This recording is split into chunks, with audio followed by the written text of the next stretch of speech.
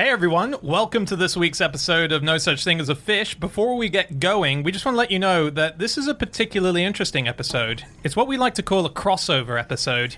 You may be aware of crossover movies. Take the latest Avengers movie where they had Guardians of the Galaxy involved.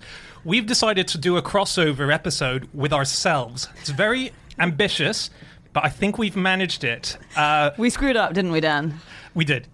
We screwed up. We were in Wellington. We were on stage. Wellington is in New Zealand. And we were recording a show as part of our tour. And we've only just found out that the final 2 facts are missing. The recording is gone. Or the final 1.5 facts, I think. And you'll notice, I believe. Yeah, so what it'll sound like is that all of our jokes are falling really, really flat.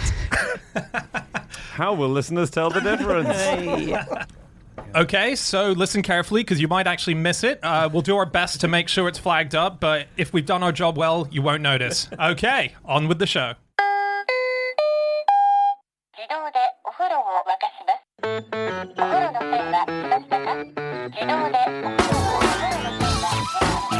Hello and welcome to another episode of No Such Thing as a Fish, a weekly podcast this week coming to you from Wellington!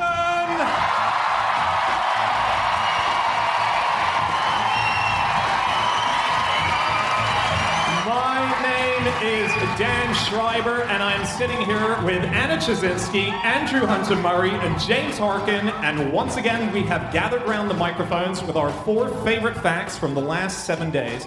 And in no particular order, here we go. Starting with fact number 1, and that is Chazinski. My fact is that if a lamb starts being born the wrong way up, the farmer pushes it right back up into the womb and gets it to start again. And I thought I'd do a fact about sheep because we're here. And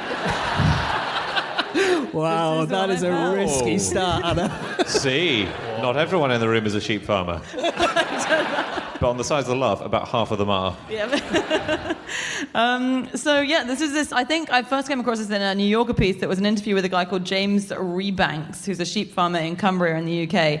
And he was saying, most lambs, if they're being born well, they come out like a diver. So it's like head and front legs first. But if the legs and the head come out in the wrong order at all, you literally have to shove it right back up there and rearrange them in order that they come out the right way. And so he gave various instances of ways that it could go wrong. So if the legs come out without a head, then you have to go. That means the head.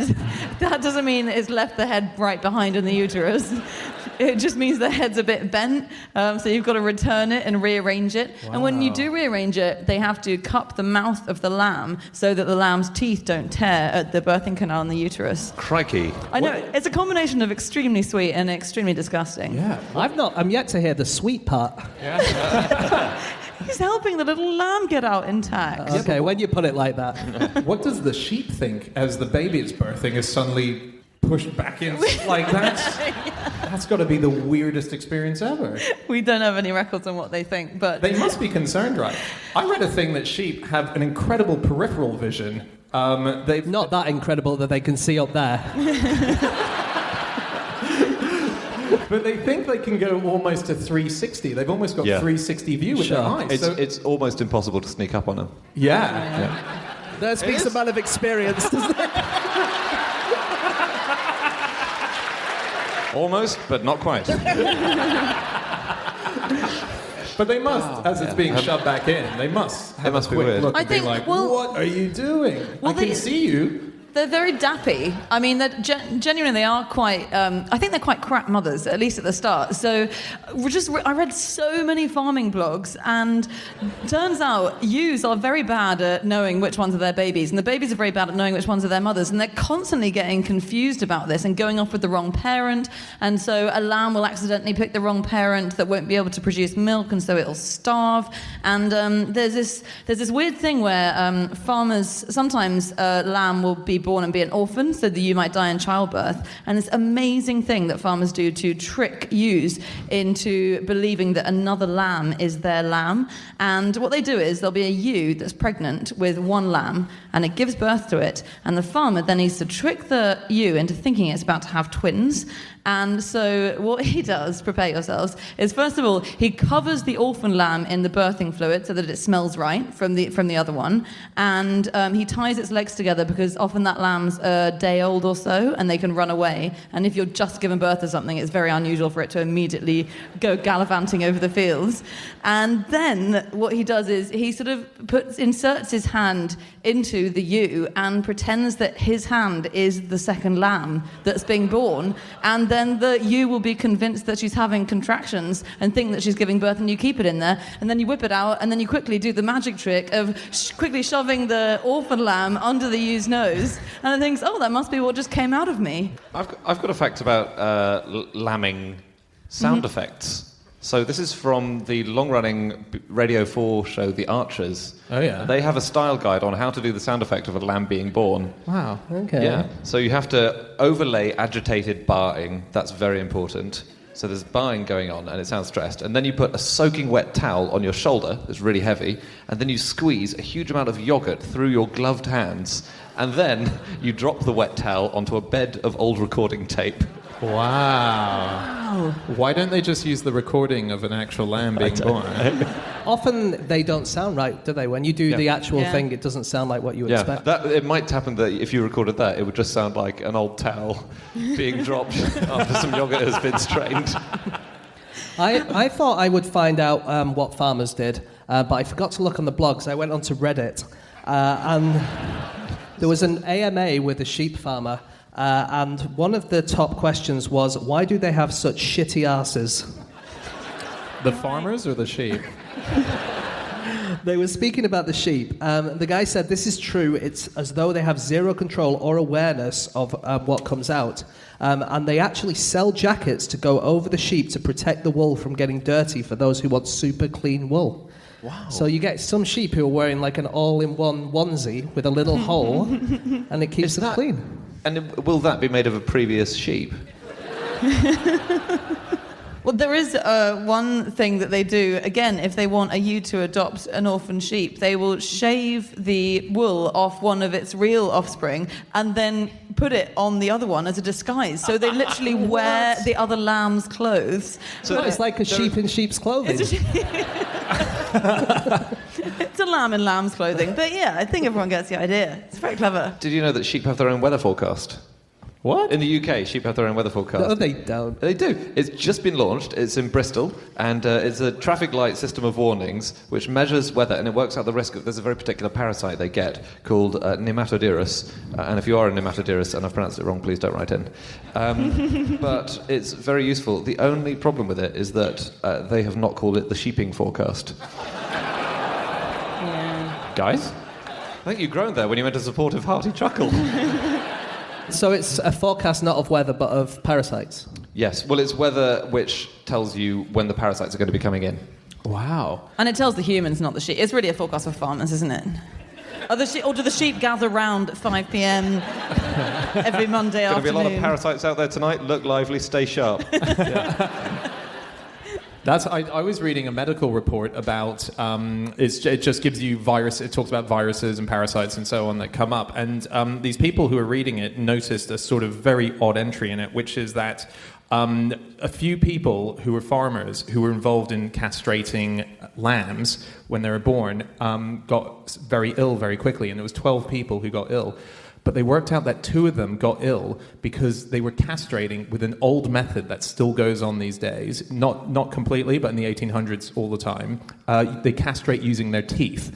So these are humans who go, and 2 of these guys were castrating these lambs with their teeth, and they got very ill. One of my best friends has done that in Australia. Really? In Western Australia. Yep. Did they get ill? He's pretty insane, but he's not sick. What? Okay. I think he is sick.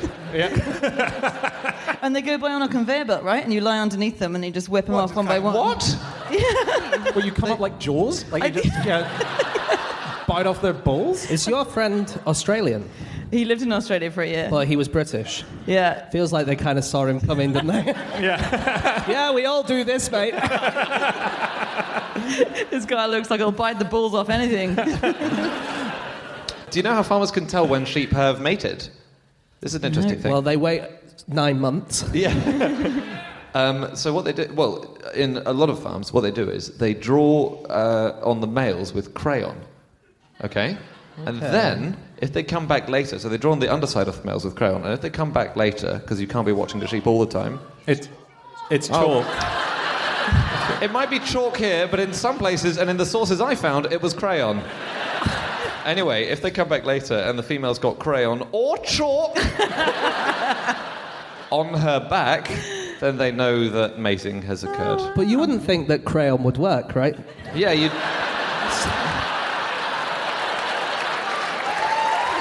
Et tu, Harkin.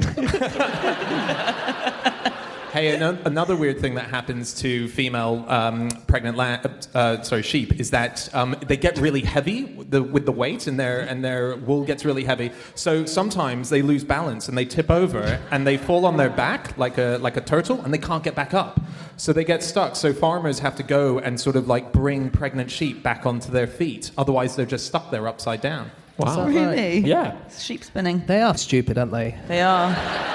Someone sent me a text in the break, and I can't remember who it is, and I've turned my phone off, sorry, but they said that when it snows, the sheep can't believe that the grass is underneath the snow. They think it's just disappeared. And so they'll just starve to death if you don't kind of clear them a little clearing. Is it another one of those magic tricks they think have happened, like the swapping of the lamb? And apparently, like cows and cattle, they'll clear it away. Wow. But sheep are just stupid. They sometimes, so they have to groom their lambs when they give birth to them, and sometimes they get so carried away with grooming that they bite their tails off. Wait, That's what? just- Sorry. The mother... Oh, I thought you meant this was your friend biting... I think your friend just really likes lamb. Look. But yeah, the mothers, they've got to lick off all the afterbirth and stuff, but they get really excited and they'll bite the umbilical cord, then they'll just bite the tail off. And the farmers don't know what to do because you're not supposed to get involved, because otherwise that might separate the mother from the lamb. And so they just have to watch, sort of going, no, stop it. Stop biting the tail off your child. Oh my God. Guys, we're going to have to move on shortly to our next fact. Just one last thing. Mary Had a Little Lamb, the nursery rhyme, is based on a true story. You know that? Yeah. Well, there's nothing supernatural in there or anything, is No, it? but- It's just about someone called Mary who had a little lamb. It's quite believable. Yeah. And the sheep followed her wherever she... It's a good herder. It's a very... What's your point, Andy? Was she famous? Was she a famous Mary? She or? was not. She was a woman called Mary Sawyer. It was in Massachusetts in 1830. She had a lamb, and it followed her all over the place. And a friend... Interesting. And no. The interesting thing was, its fleece was as white as snow. And then... So it went, I've disappeared. Where am I? Okay, it is time for fact number 2, and that is Andy. My fact is that the Netflix category, gory Canadian revenge movies, only has one film in it. Wow. And what's the film, Dino? I haven't got it written down. Soz. Yeah. Your research today has been very lax. It consists of reciting nursery rhymes and having half-formed facts. So what the thing that happens is there are these micro categories on Netflix, and if you have a Netflix account, you might have seen them. So goofy werewolf comedies is one, or sentimental movies about horses for ages 11 to 12.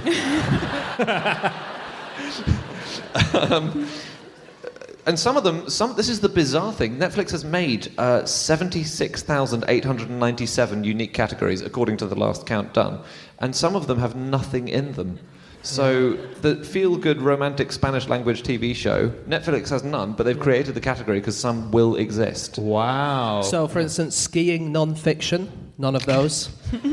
Iranian comedies, none of those. Right. So we're just waiting to discover them. I guess so. It's like when they knew India existed and they tried to find it. If you pitch a show to Netflix to make, they'll probably be like, well, it's a shit idea, but we need one of those. You've got the money. they actually, there was a role that was advertised in the UK for someone specifically to create these kind of categories. So the idea was they advertised for someone who would basically binge watch Netflix. They would just sit and watch movie after movie, and while they were watching, they would think of unique different tags that they could give to each of those movies to create these kind of categories. But the other thing is they have professional watchers. So this fact is from a piece in The Atlantic, which was fantastic. It was a journalist who ran a script to download all 76,000. The guys who professionally watch Netflix, they tag movies with all kinds of data. So it's not just, how rude the plot is or whether there's violence. They tag how conclusive the plot is. They tag how moral the characters are. And they just analyse everything. And all they want is to get you to watch more Netflix. So one of them said, you might like what I consider to be horrible movies, but my job right now is to get you to watch all those horrible movies that you want. And they have thousands of categories designed specifically for that. But who's specifically looking for things like this? That's what's so weird. Who wants a thing that's 80% conclusive with moderately moral characters? No one's searching for that in Netflix. Ooh, that sounds fun. Yeah, okay, maybe. Also, I think that there are films and their categorization filling isn't very good. So one of the ones that has nothing in it is suspenseful time travel movies. There's definitely got to be some of those. Like Back to the Future is suspenseful, right? Yes, yeah. Sentimental action and adventure. There must be one sentimental action film out there. Yeah, not everything's on Netflix, though. That's the issue, I guess. Like, Back to the Future, I don't think, is on Netflix. Therefore, maybe they're just waiting to... It is, Dan, apparently. That guy at the back watched it this morning. Right after birthing his lambs.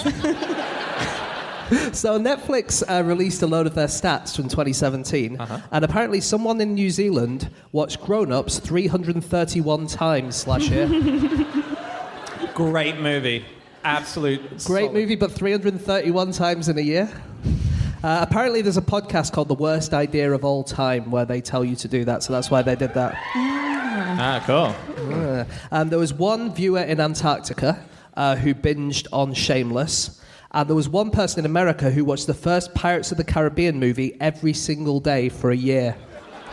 Wow. I'd rather do that than watch the fourth Pirates of the Caribbean movie once.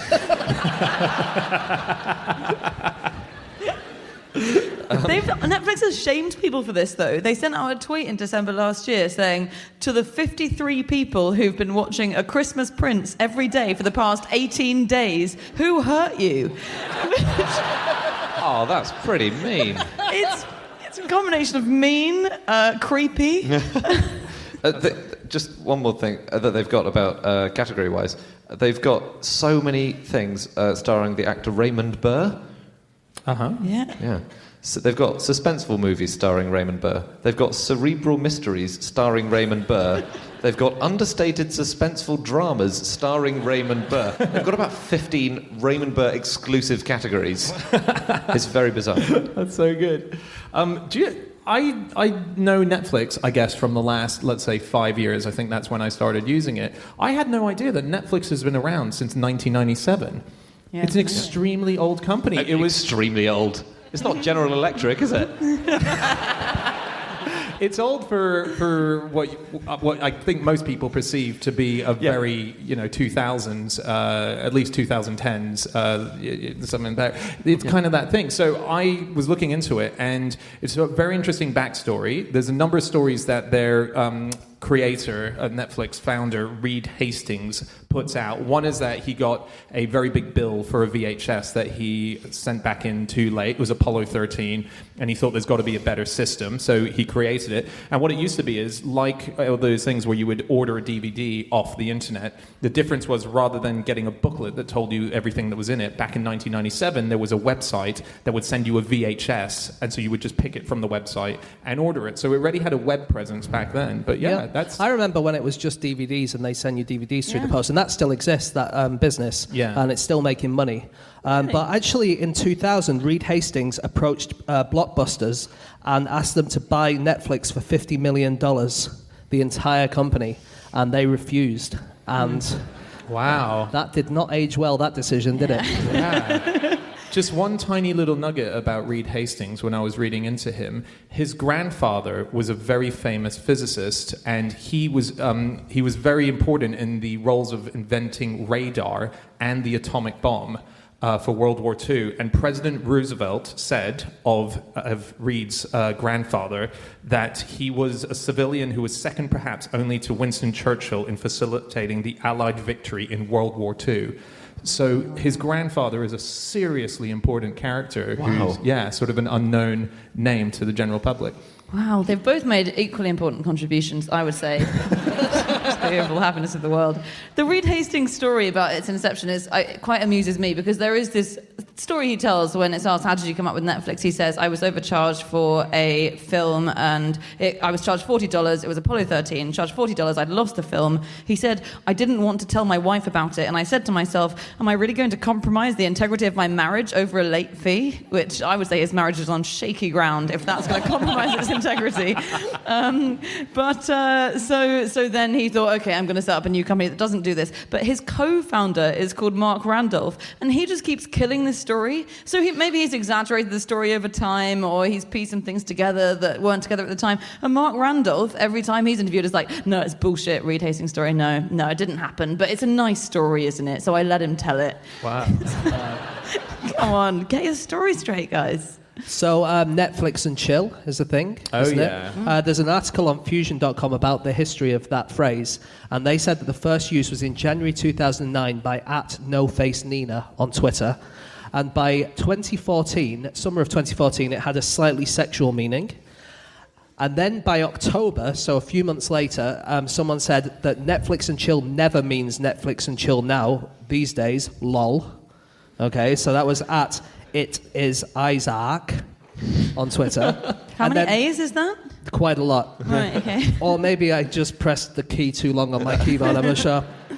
And then by the end of that year, it was all over Twitter. And then by August 2015, US parents were asking their kids what Netflix and chill meant, and they were using it, and that became the end of the meme. So basically, it lasted for less than 6 years from going from nothing to cool to don't say that anymore. Yeah.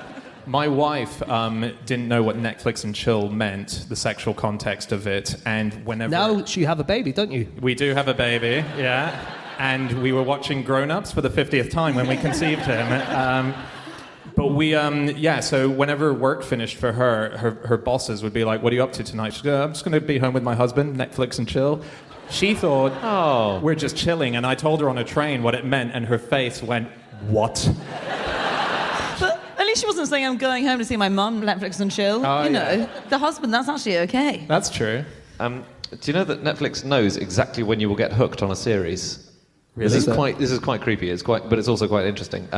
So it works out the exact point. The definition of being hooked is it works out the exact point at which 70% of people go on to finish the series. So that's their definition of being hooked. So Breaking Bad, you will be hooked by episode 2. You know, on average. How I Met Your Mother, episode 8. I wonder with Breaking Bad if it's quicker to get hooked watching the show or taking crystal meth.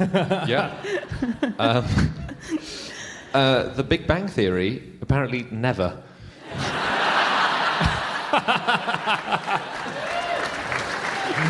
And for fans of the Big Bang Theory, that was a laugh.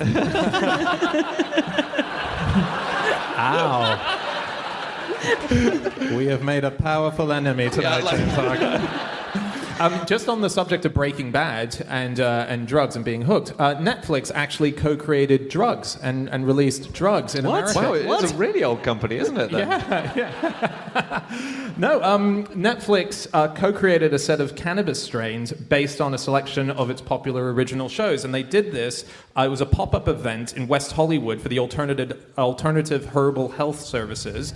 And the set of drugs that you could buy were called the Netflix collection, and they were a part of helping to create these. So you could get ones that were made to tie in Orange is the New Black, it would tie in with that. There were ones for Arrested Development, which were labeled the Banana Stand Kush. Ideally for a big yellow joint. That was the thing. And they did it for the Grace and Frankie TV show as well. So you can buy cannabis, which is co-created by Netflix and smoke it while you binge. And do they do the thing where you have 2 tokes and you go, oh, that's good, and someone comes up to you and goes, I think you might also like this, by the way. Have you tried this? Or maybe this one over there. Yeah, they don't make any profit from it, by the way. It was just they just want to get people high. Cool.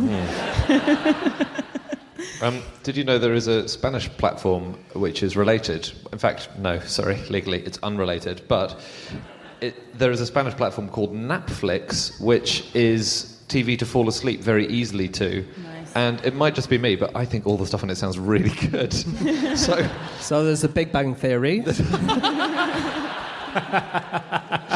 Please edit those jokes out of the show. Do you have a hope of having a cameo on there one day, Dan? No, I just don't want to be killed by an army of nerds. I just don't. You might like this, James. They've got a 4-hour video of the World Chess Championship 2013. You like chess? I do. I subscribe to a special chess channel. Do you? And I'm the one slagging off fans of the Big Bang Theory. Yeah.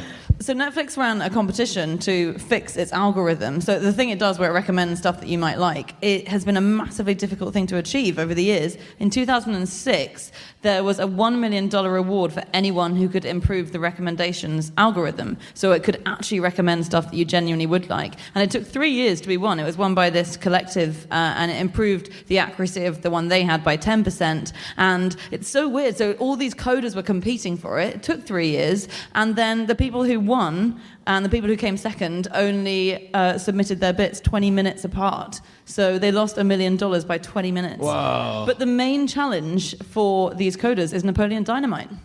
So How do you mean? no algorithms seem to know if someone's going to like Napoleon Dynamite. That was it, and that was the challenge it was set. It was like, can you work out if someone will like Napoleon Dynamite? Because we don't know. There seems to be no rhyme or reason to it. Wow. Yeah? That's incredible as well, making $1 million in 20 minutes, which is coincidentally what the cast of The Big Bang Theory do. We're going to have to move on in a sec, guys, for our next fact. Did you see the survey that Netflix did last year on how people are watching? And so 2/3 of people watch Netflix in public now, or watch stream in public, which I think is weird.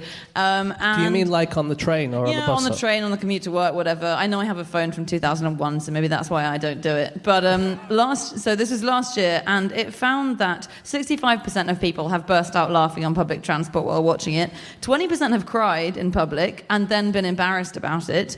But 27% of people who've been streaming stuff in public, on public transport, for example, have had strangers interrupt them while they're watching to start talking about the show that they're watching. Is that a thing? I once, I was in Japan once. I was in Tokyo, and I was on one of the subway trains, and I noticed the phone of the guy sitting next to me. He was a Western guy, and he was listening to No Such Thing as a Fish. Oh, God. And no, hang on. The story, hang on. He was watching QI, and I leaned over to him, and I said, I wrote that. And he did not believe me. And I know from the way he said, oh, okay. And they got off at the next stop. On the flight over from Australia to New Zealand, there was a guy sat in front of me, you, and Anna who was listening to No Such Thing as a Fish, right? Yeah, that's right. And we were chatting behind him. He must have been so freaked out when he took his headphones off. This has all got a bit more boring very quickly. We need to move on to our next fact, guys. Okay, it is time for fact number 3, and that is James. Okay, my fact this week is that in sacred moche combat, the aim was not to kill your opponent, but to knock his hat off. And the loser didn't get off that easily, though, because he would immediately be sacrificed. Oh. You lose your hat, but fortunately, you won't have a head anymore to put it on. So the Moche were a civilization from Peru, and I learned this last year when I visited the Larco Museum of Pre-Columbian Art in Lima. And we know about this because all we know about these people, they're really mysterious, but everything we know comes from their pottery. And we have they're like little cartoons of what happens, and so that's how we know about it. That's wow. very cool. So what kind of hats are they? Is it like a top hat? Because the top hat would be quite easy to knock off, but then a beanie is quite difficult. That's true. Yeah. And a bike helmet, almost impossible. Yeah. They were large, feathery, kind of feather pieces. Sounds easy. Sounds easy. Yeah, it is Yeah, easy. could have done it. Well, really, they just wanted someone to sacrifice. Yeah. I don't think they really gave a shit who it was. And I think sometimes they also then sacrifice the winner, right? This is sometimes the thing in Mesoamerican cultures, but they'd sacrifice the guy whose hat got knocked off, but then they thought the gods also deserved their best warriors, so they would sometimes also sacrifice the one who'd won the battle. It's a Wow. real catch-22. That's terrible, yeah. Oh, it is God, imagine bad. the pre-show interview, like the pre-match interviews. How are you feeling about the match? Not good. Yeah, I didn't know that they made rubber balls. Yes, they Yeah. did. Some of them, yeah.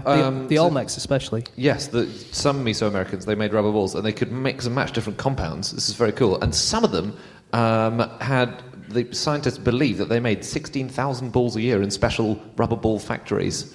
Wow. Yeah, this is like... Yeah, no, This it's doesn't impressive. sound very true, though, does it? Not factories, come on. It's got the word fact in it, James.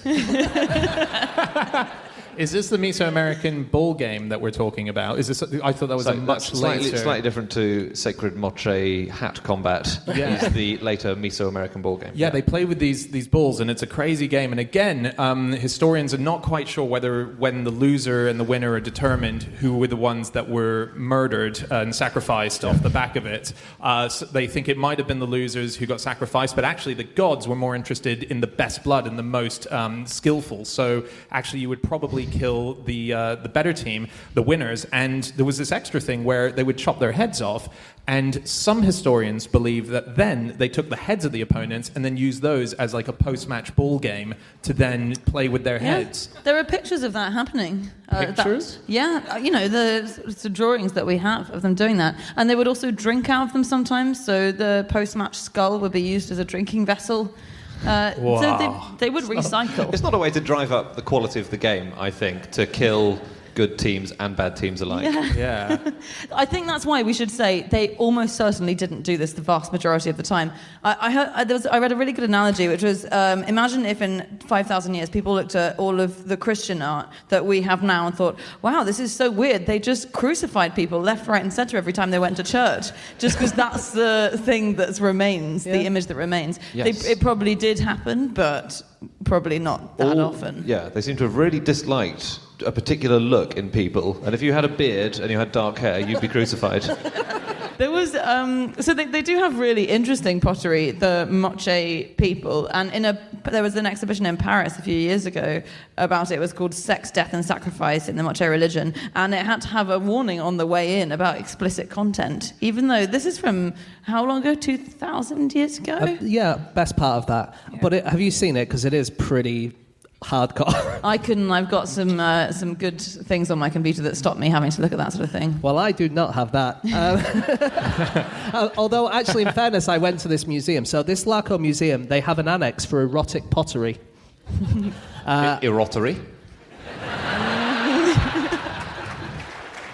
There's also, if you can't get down to Lima, there's a really good article on traveller.com about that annex entitled 50 Shades of Clay. Superb. But these pots, they're in the museum. They're under different categories, like Netflix kind of. And there's the union of animals, fruits, and deities, sexual activity of the dead. That's not a Netflix category. Do bet you have it that is. special thing on your Netflix that doesn't let you watch those? Yes. Yeah. Intercourse between animals, and that includes frogs, mice, dogs, llamas, monkeys, and ears of corn. Wow. There, in that museum, they have a pot of a man receiving oral sex that they call in the museum the Bill Clinton pot.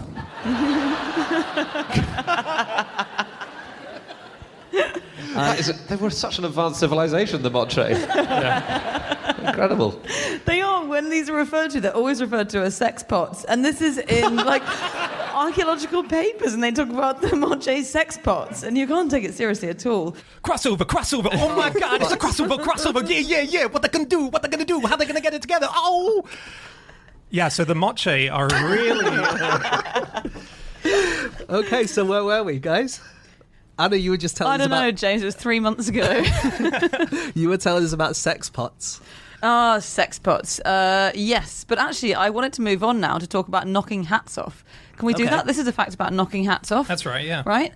So I was looking into the history of that, an easy thing to research, and I found out that 200 years ago in the Ottoman Empire, if you knocked off someone's turban, it was punishable by death. Wow. And I discovered this because I was reading an account in 1799 of a Christian who was taken to court because they were accused of knocking off a Muslim's turban.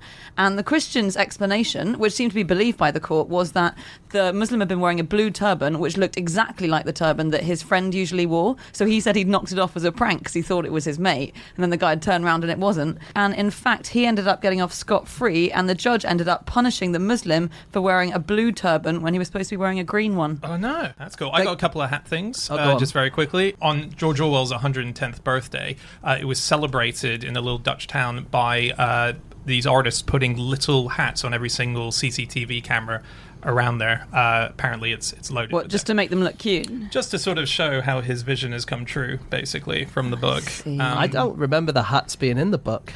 It was the unedited, unabridged. Yeah. The party version. It's those hats you get on innocent smoothie bottles. They came originally Is that from right? 1984 CCTV. It's very sweet. Yeah. Here's another one. Paw Patrol, the cartoon for kids. Don't know if you guys know it. No. Massive cartoon. It's ginormous. You're backing me up, right? It's ginormous. They had to... Dan, who are you talking to? I was pretending a Wellington audience member was here. Am I right, guys? It's massive. There we go. Shit, one came back with us. Paw Patrol, they had to recall a firefighting hat that they had because it turned out it was a fire hazard. Yeah. Really? Yeah, so, I have to recall that. Okay, it's time for our final fact of the show, and that's my fact.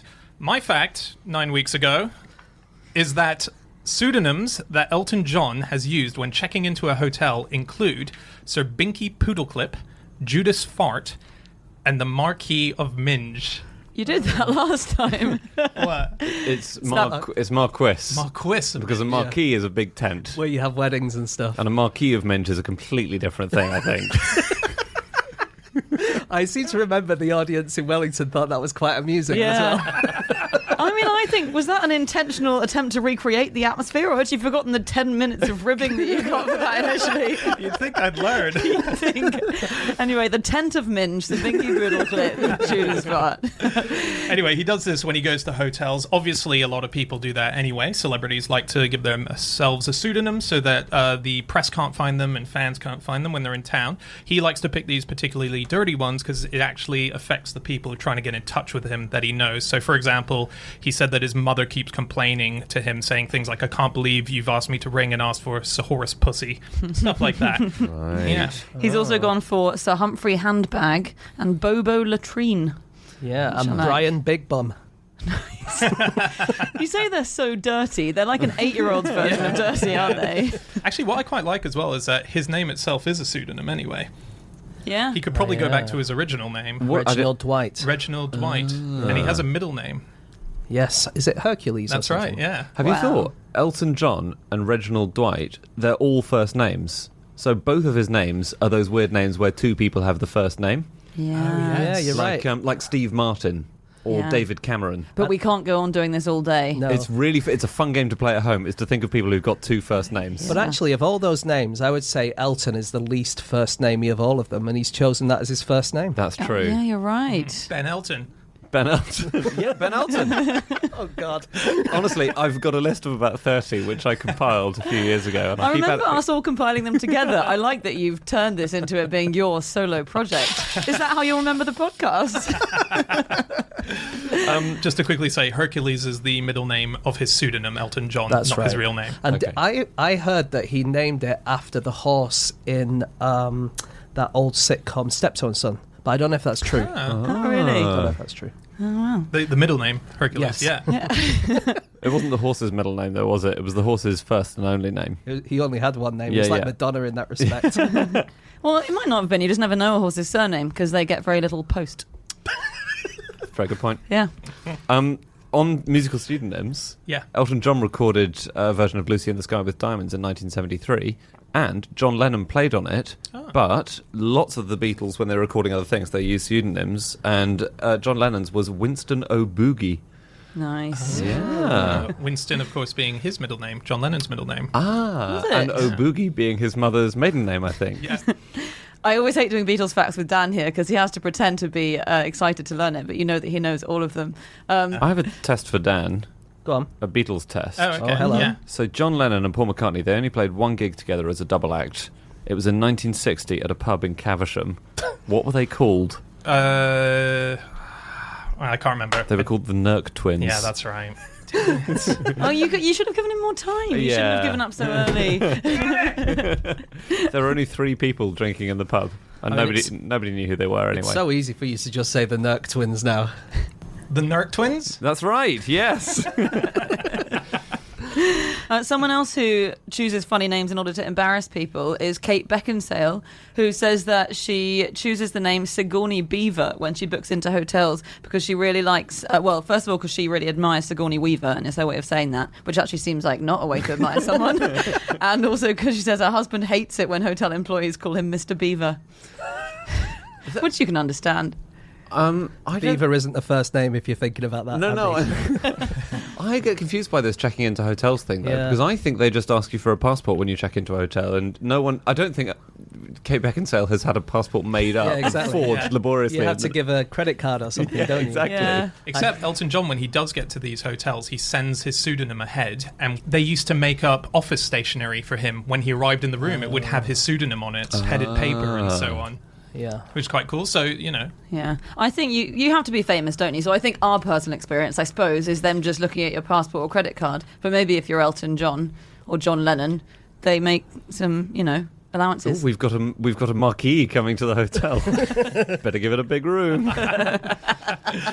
So I'm confused talking of passports. People seem to book flights under pseudonyms a lot, or they claim that they do. So Marilyn Monroe apparently booked flights under the name Zelda Zonk. Again, not a thing you can actually do when you're booking a flight, in my experience. Could in the 50s Yeah, or in those days, 60s. Johnny Depp says he does it. Johnny Depp claims that he's always giving himself pseudonyms and he books loads of tickets in I that reckon name. he must take private jets, right? yeah. Isn't Johnny Depp at the moment, he's like, basically he spends all his money on ridiculous things, doesn't he? Yeah. So, Does yeah. Like he shots Hunter S. Thompson's ashes into space and stuff like Oh, that. yeah. So I reckon he's a private jet guy. Yeah. But also, actually, Elton John's been in trouble for spending too much money, hasn't he? Has he? He was suing. He was suing someone for not looking after his expenses properly, and in that court case, they said that he spent £40 million over a 20-month period, including £293,000 on flowers. Wow. That's a lot of flowers, isn't it? Yeah. And they asked him in court, they said, do you have any reason to think that these figures are inaccurate? And Elton John said, probably not. And he said, really, £293,000 on flowers alone, is that even possible? And Elton John said, yes, I like flowers. Fair enough. He knows his own mind. Chekhov used to write under pseudonyms when he submitted short stories, and he had really good ones. So he submitted stories to magazines with names that included Man Without a Spleen, which was his most common. So he wrote 119 short stories under the name Man Without a Spleen. He also was Doctor Without Patience and My Brother's Brother for no particular reason. He was a doctor, wasn't he? He was a doctor, yeah. I wonder if he took his own spleen out to make him run faster. Because that's the thing, isn't it? If you take your spleen out, you run faster. It's not a common thing, is it? No. But it is a fact that James has been trying to get into the podcast for the last 6 months. I think I said it. I'm not sure.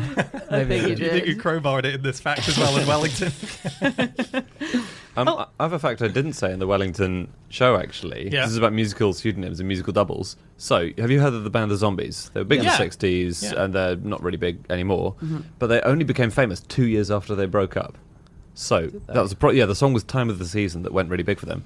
But they didn't know they were famous in the USA because they were a British band and communications were much worse then. So there was a band from Dallas who just pretended to be the Zombies and went on tour as the Zombies Oh, very wow. successfly. And then, bizarrely, in 1969, there were 2 separate bands touring America as the Zombies, being managed by a proper record label and everything. And the fake Zombies, they had a training Do you period. think that the fake zombies bit the other guys and they became fake zombies? That's amazing. I know, nobody noticed that the lead singer was the wrong sex. As in, just completely different sex from the actual Did zombies lead the singer. actual British zombies ever go to America, or I don't know. I don't know. Amazing. Yeah, incredible. bizarre. Do you know the person who's acted in more plays than anyone else? And this is related to pseudonyms. Is it Garrick? No. Is it someone who's got a lot of pseudonyms? It's actually a pseudonym, not a person. Is it like Alan Smithy or something like that? It's George Spelvin. So this is a name it's a credit that's been going on since 1886, Wow. which is that if you're in a play, if you're doing a performance that you're too embarrassed to be credited for because it doesn't suit your reputation, or sometimes if you're playing two roles in the same play and in the program you don't want to give away that you're that person as well, you call yourself George Spelvin, and it's been happening since 1882, and there are various different ones in different countries. So it's Giorgio Spelvino in an Italian play. It's Georgette or Georgina when it's French. And That's brilliant. the last case actually was in 1988 in Edwin Drood, the Dick Datchery character, which we talked Really? about, that musical, the Edwin Drood musical. Oh yeah. Wow, cool. That's so weird because the Alan Smithy thing goes on post-production. So just to explain, that is the same thing but with movies, right? Exactly, and it usually is for screenwriters. When a screenwriter hates the fact that it's been rewritten so much, they want their name off it, and Alan Smithy is in its place. But again, that's post-production usually, whereas this sounds like Yeah, I you're know. in the moment embarrassed of the thing that you're Yeah. in, and all the rest of the cast are going, oh, really? What if... actually? Well, never mind. You have to finish that thought. I know. It's gonna be your at, isn't it? Yeah, sorry, that's what you're I going love for. spotting the acts. Yeah. Which nationality will he go for? So things in hotels, like Ooh, what yeah. you can ask for. Yeah. I saw a website where they asked a load of people who worked in hotels, and there was someone in Seattle who they had someone who came to the hotel who asked for a pillow fort, and apparently this happens quite a lot. But these guys, as well as a pillow fort, they wanted a towel folded in the shape of an elephant, and if possible, a sexy picture of some fruit on the night table. And did the hotel do it? They sure did. Really? Wow. How did they make the fruit sexy? Was it carving or was it positioning? You think it's just a banana and two plums? Yeah. I don't know. They didn't say what it was. It's a shame. So much opportunity to be creative there. Just on names, there's a guy who's written a dictionary of surnames, I think a couple of years ago. He's called Patrick Hanks, and he looked into the most likely meanings for surnames. And do you know what Shakespeare probably meant? So just like literally shaking a spear. Yes, you're going to get there. Someone in a battle. Oh, you've gone the wrong direction. It was a medieval term for masturbator. Oh, I was so far away. Shaking a spear, I felt like you'd picked the right direction. For once, you went highbrow. Who'd have thought? Wow, is that right? Yeah, probably No. from an obscene medieval term for masturbator. So was it still known that meaning when Shakespeare was writing his plays? He's not clear, but it could well be that, you'd go and see Romeo and Juliet He would- by the great masturbator. He would have worked it out. He was a great linguist. He would have Yeah. known. He would have, because he was always doing little double entendres and stuff, wasn't he? That's Yeah. true, he was. Yeah. There are some very rude ones. I won't repeat them now. But does that mean one of his great grandfathers was a masturbator? Is that what we're saying? Yeah, as a job, I guess. Yeah. Smith is blacksmith, masturbator is masturbator. The medieval high street, what, the smithy, the bakery, the masturbatorium. It's very sad. We used to have 3 masturbatoriums on this street. They've all become charity masturbatoriums now.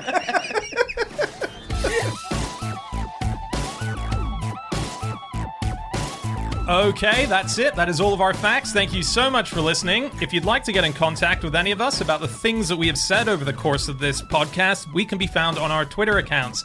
I'm on @Schreiberland. James? At James Harkin. Andy, where might someone find you on the internet, on Twitter? At Giorgio Spelvino. Ed Jasinski. You can email podcast@qi.com. Yep, that's right. Or you can go to our group account at No Such Thing, or our Facebook page, No Such Thing as a Fish, or go to our website, nosuchthingasafish.com. We have everything up there. Links to all of the previous episodes and every bit of merchandise we've ever made can be found on there. Okay, that's it. We'll see you again next week. Goodbye. Immigration, can we get this guy out of here?